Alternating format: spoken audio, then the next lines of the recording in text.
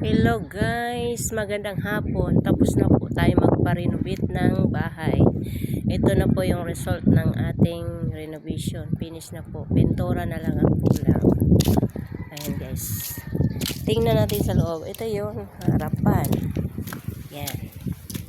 Tingnan natin sa loob kung ano na hitsura. Ayan na yung loob natin. Yan. Ayan ang tiles. Yan. Yan. Pintura na lang kulang yan.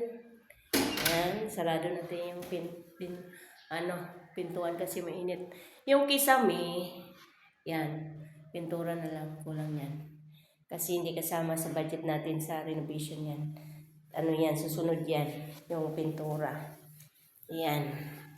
Ito yung CR natin. Yan, CR natin. Yan. Yan siya. CR natin. Yan. Akyat tayo sa taas. Yan. Dito muna ako magtindahan habang wala pa akong canopy, wala pa akong extension sa labas. So maglagay na lang ako ng bubong dyan. Kasi wala pang budget sa canopy, sa likod, saka sa harap. Mag-ipon pa tayo ng pera para budget dyan. Akyat tayo sa taas. Ito na yung taas. Yan. Yan yung taas na. Yan siya. Ganan. Yan. Tapos. Yan. Akyat tayo sa taas. Tingnan natin kung ano ng result. Yan. Yung mga dingding na yan. Lapang ano yan. Pintura yan. Yan. Dito, pag akyat mo, meron kang parang pahingahan, kasagdanan. Tapos may bintana din siya para mahangin.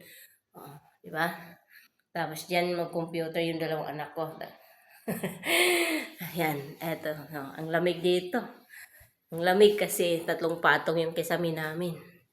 Kaya walang kainit-init, di ba? Ayan yung baba. Ayan. Baba doon. Pag napinturahan to, ang ganda na nito.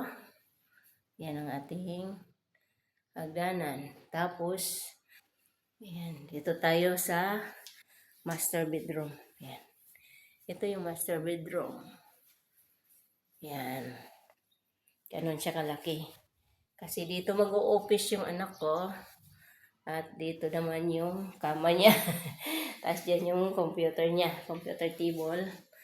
Sara natin yung bintana kasi dito na tayo uwi. Kasi tapos na tayo magpa-renovate. Diba? Lock na natin yan. Kasi tapos na tayo magpa-renovate. Uwi na tayo. Kasi hindi natin alam kung kailan tayo babalik. Diba? Medyo baka 1 buwan pa tayo babalik. Yan.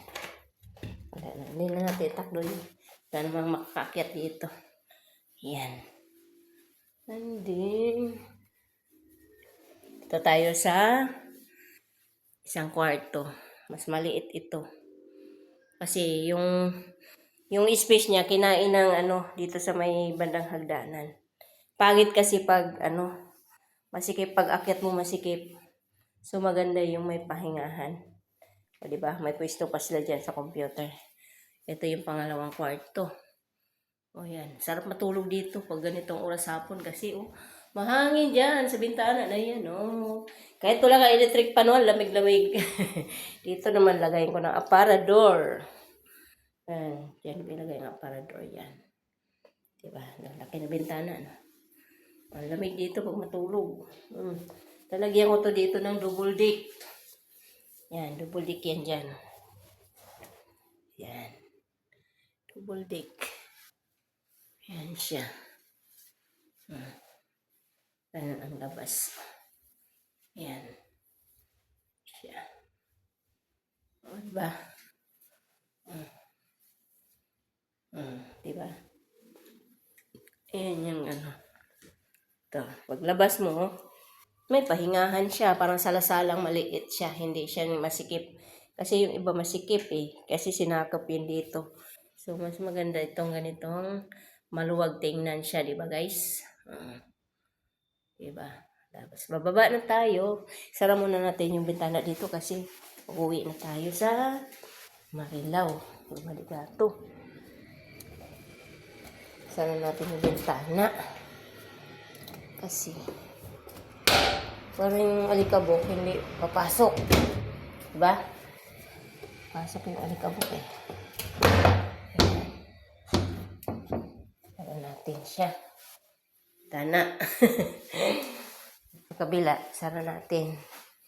Kasi ano. Itong alambre gamitin natin yan sa wifi. Ayan. Diba? Ayan siya.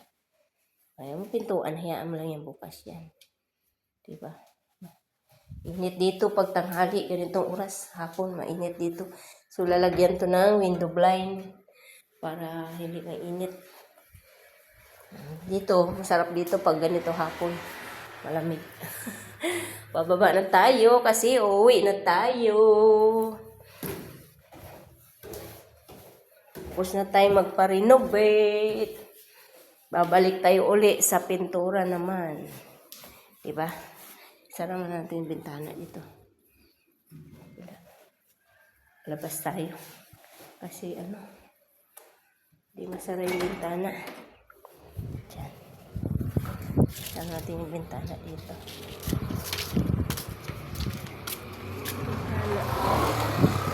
Diyan, isara natin.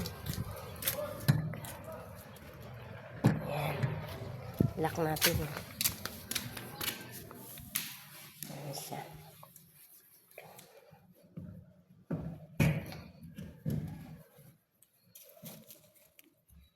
Lock natin. Ayan, okay na. So, uwi na tayo. Diba? Wala ba tayo nakalimutan? Wala na. Yan, iwan na yung mga gamit natin dyan kasi babalik pa tayo, wala tayong saingan. Yan. O, diba guys?